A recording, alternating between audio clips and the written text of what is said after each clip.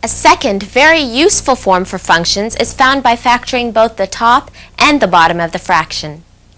For our example, that leads to y equals x minus 3 times x plus 2 over x minus 2 times x plus 2. As we know, the factored form helps simplify the rational function. With our example, we can reduce this function to y equals x minus 3 over x minus 2. This factored form will reveal the locations of two crucial features of the graph of this function: vertical asymptotes and x-intercepts. Also, when we cancel the x plus 2 out from the top and bottom, we should note that the original function has a missing point type break at x equals negative 2. Once the fraction has been reduced as far as possible, any roots of the denominator will equal your vertical asymptotes, and any roots of the numerator will give you the x-axis intercepts. For y equals x minus 3 over x minus 2, there is one x-intercept at x equals 3, and a vertical asymptote at x equals 2. You observe this in the graph. So, issue number 2, a more involved example. Since the top and the bottom of this function are already factored, we can easily find the root for both. You remember how to find roots, don't you? The root is where x is. Find the x, and you found the root. Taking the numerator 2x minus 1 times x plus 2, first we set each factor to 0. If 2x minus 1 equals 0, then x equals 1/2. And when x plus 2 is 0, then x equals negative 2. These should be points where the graph crosses the x-axis.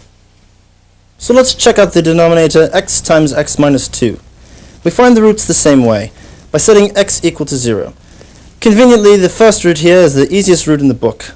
When x is a factor, x equals 0 is one root, the other factor, x minus 2, yields 2 as the other root.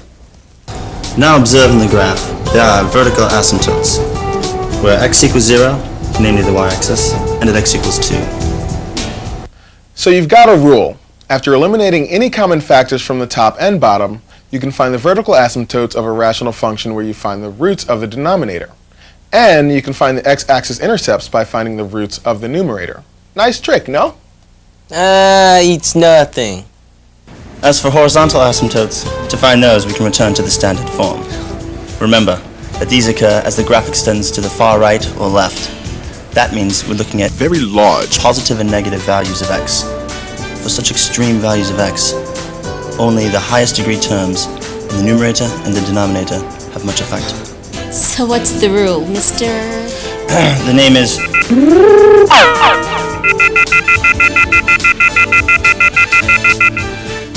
Relax, Radical 49. To determine if there are any horizontal asymptotes for a rational function, put the equation into its standard form, then temporarily eliminate everything but the highest power of x in the numerator and denominator.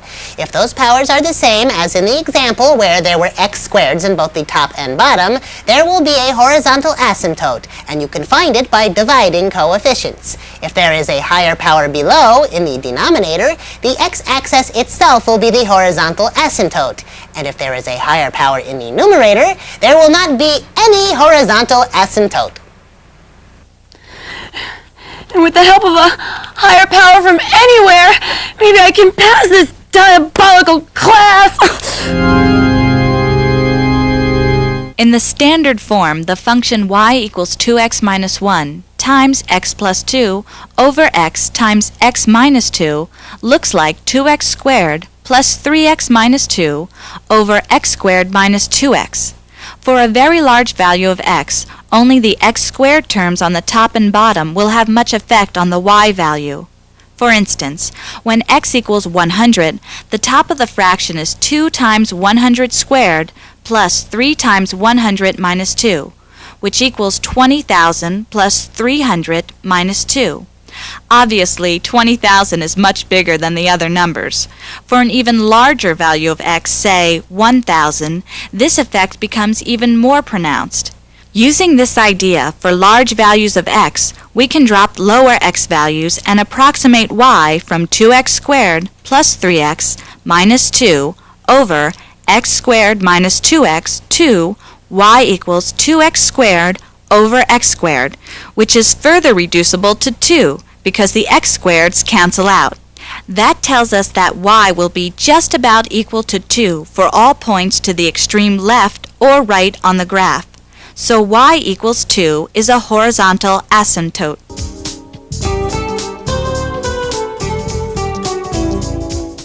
That covers most features of graphs of rational functions that you should have to deal with in your class. The graphs can have breaks, vertical and horizontal asymptotes. Different forms of a rational function will tell us different things about the graph.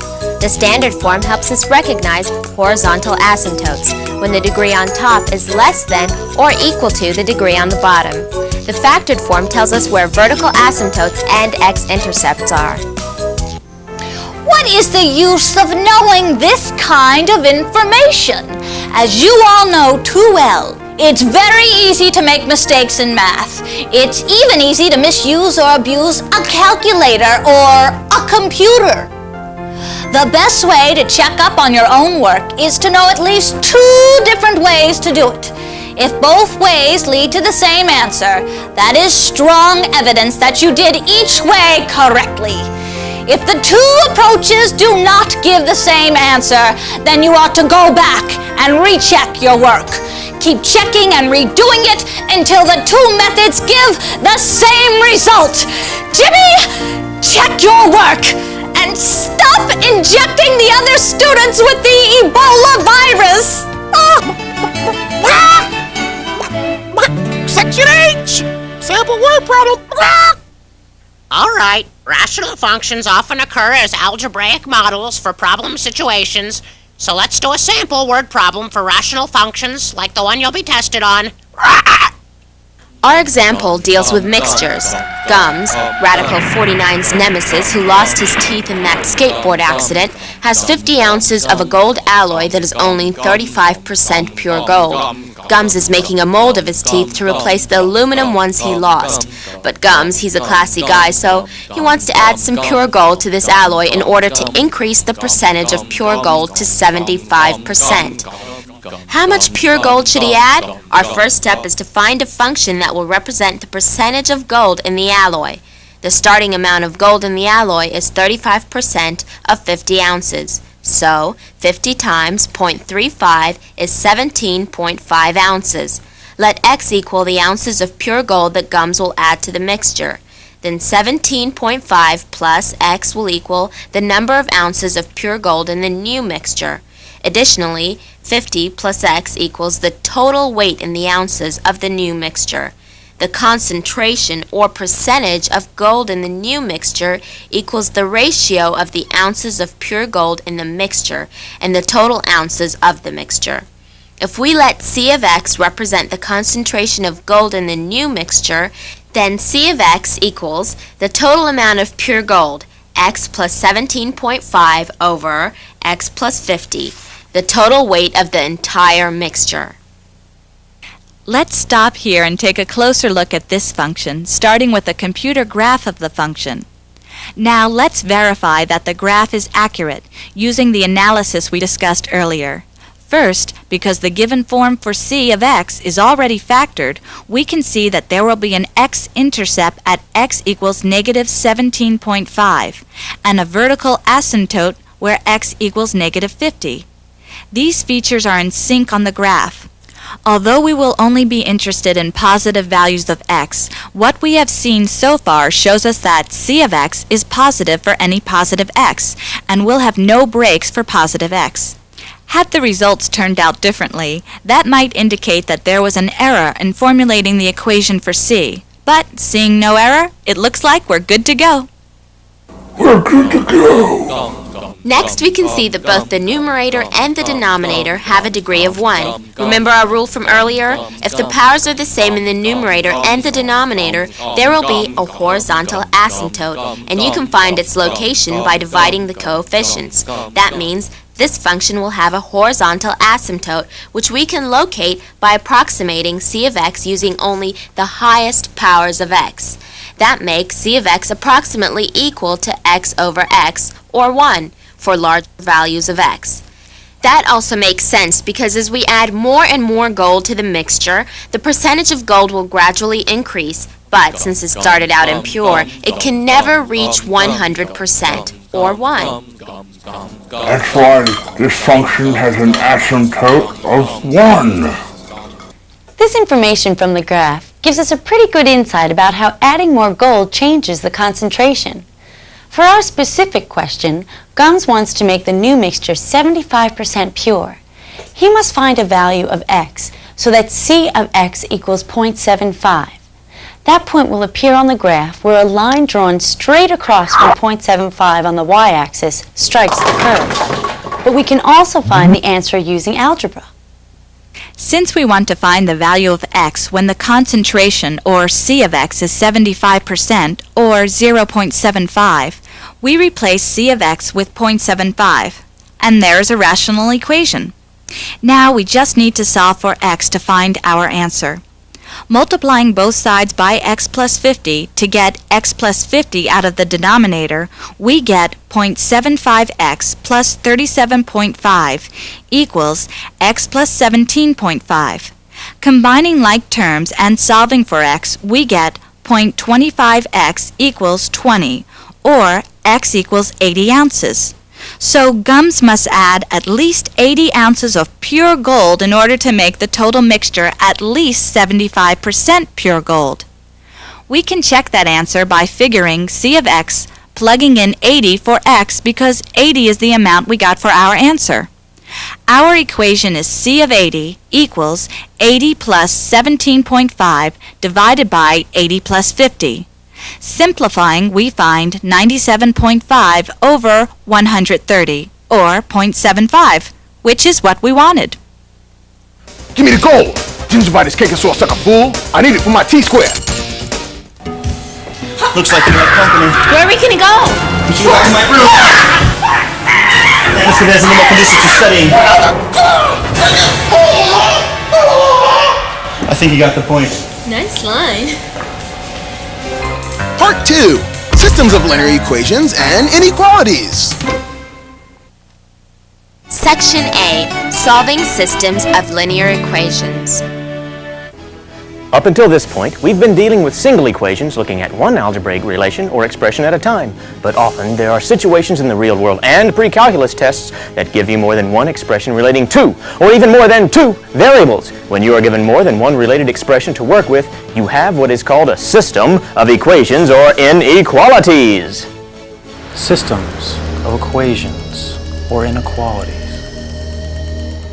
With a system of expressions, you can obtain more specific information about each of the variables than you could given only one expression. Here's a way to look at solving systems of equations or inequalities. When you find a solution for one algebraic equation in two variables, like y equals 2x plus 3, you will usually get an answer that is a line or curve on a graph, and any point on that line is part of the solution set for the equation. Well, when you have two equations in a system, your solution set will be the place or places where the solution sets to both equations, that is, the graphs of both equations intersect. If you have two linear equations, the solution may be only one point where the lines of each graph cross each other. If you have a linear and a quadratic equation, there may be 2 points where the graphs intersect. The point is that when you're solving systems, you're looking for solutions that work for all the equations you are given. For an example, let's look at the case of MacDiver and his business, You Fix It, Inc. MacDiver has a store that only sells bubblegum and Band-Aids. Hey, you can fix anything with bubblegum and Band-Aids. When he opens his shop, MacDiver has exactly $90. Yeah, well, after the show got canceled, things got a little slow. He used this $90 to purchase the inventory he will be selling in a store. His supplier sells bubblegum and Band-Aids at $1 a pack.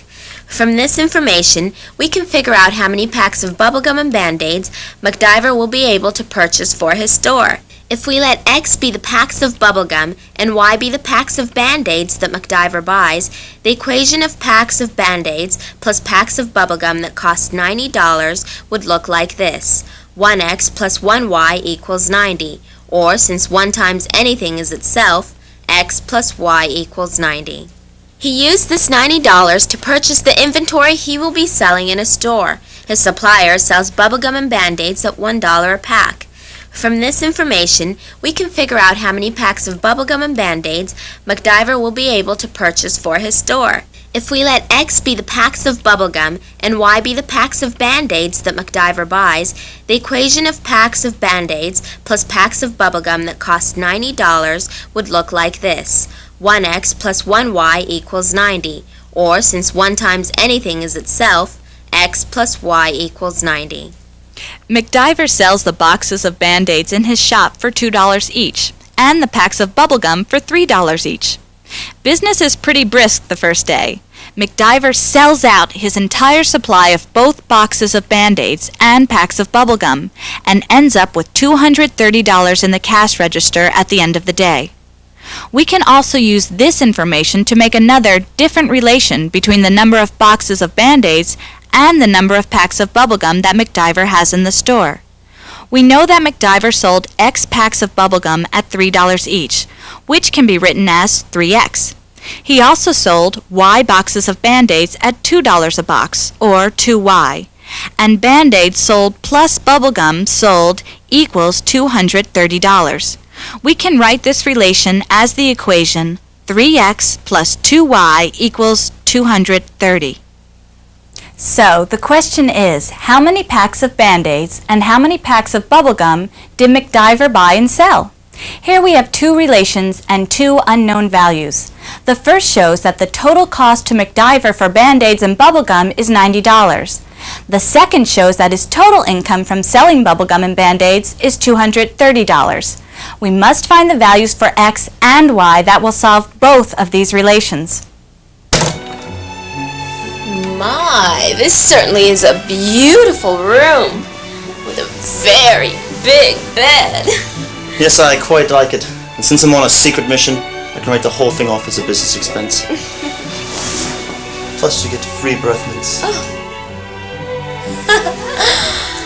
My, I must say that you are the sexiest Englishman that I've ever met, with the possible exception of John Major. Please, use me, thrill me, tell me all about your secret missions. Of course, my dear. If you could just wait a moment. First, I must take care of some business in the laboratory.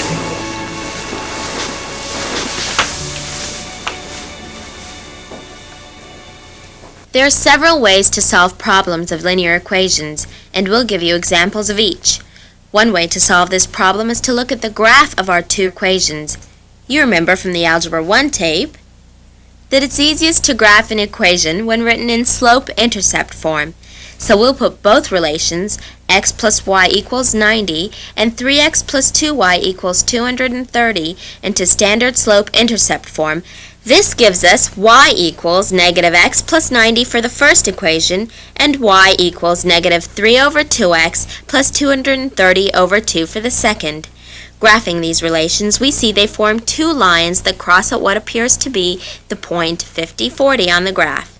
Conveniently, the point where these two lines cross is the solution to the system. That's very nice.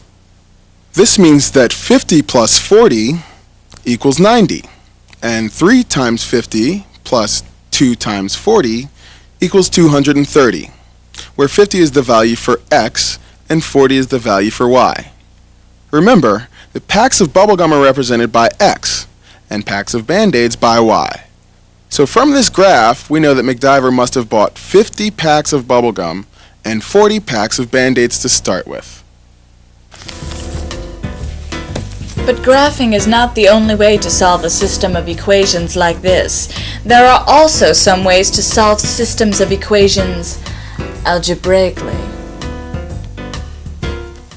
In order to solve an equation algebraically, you have to have the same number of equations as you have variables. And remember, variables are unknown values. In the case of our problem with MacDiver, we have two unknown values, packs of Band-Aids and bubblegum, and two equations, which you see here. So, we can solve this problem algebraically. One method that works to solve systems of equations is algebraic substitution. Algebraic substitution makes logical sense. It means you solve the first equation for one variable in terms of the other, and then substitute the obtained value into the second equation. Show them what I mean, deviants. You'll soon find out that the answer to this algebraic nonsense is instant breakfast. Using our example of Bad MacDiver and his store, first we want to solve the first equation for one variable in terms of the other. It doesn't matter which one we use, either will work. So if we solve the equation x plus y equals 90 for, say, y in terms of x, we get y equals negative x plus 90. Notice that this is the same y-intercept form we used when we drew the graphic solution. Now we can just substitute the solution for y that we just obtained into the second equation, 3x plus 2y equals 230.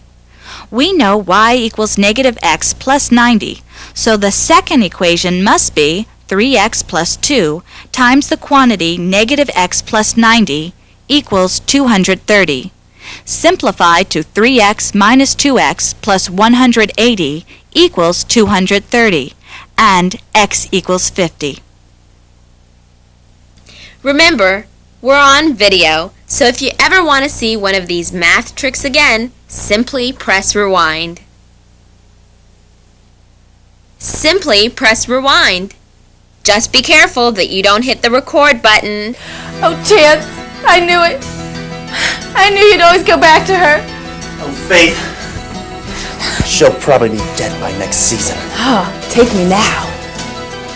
To find the other variable, we can plug x equals 50 into either equation, say 3x plus 2y equals 230, and simplify to find that y equals 40. Again, we confirm that MacDiver purchased 50 packs of bubblegum and 40 boxes of Band-Aids to begin his business. Hey, fool! I need bubblegum and Band-Aids! Work's been pretty slow since the A-team, huh? You telling me? But I've got an audition for the lead in the musical. It's called Annie. A second way to solve systems of equations is called algebraic elimination. Elimination is a fundamentally different strategy than substitution. Through substitution, you lose a variable in one equation effectively by replacing it with a whole other equation. Look at the last example. You take the first equation, x plus y equals 90, put it in terms of y equal to negative x plus 90, then basically stick the whole thing into the second equation. Elimination is different. Here's the deal with elimination. What you want is a match of variables. You want two variables in the equations to match so that you can add or subtract the entire equation and eliminate a variable. Don't stress.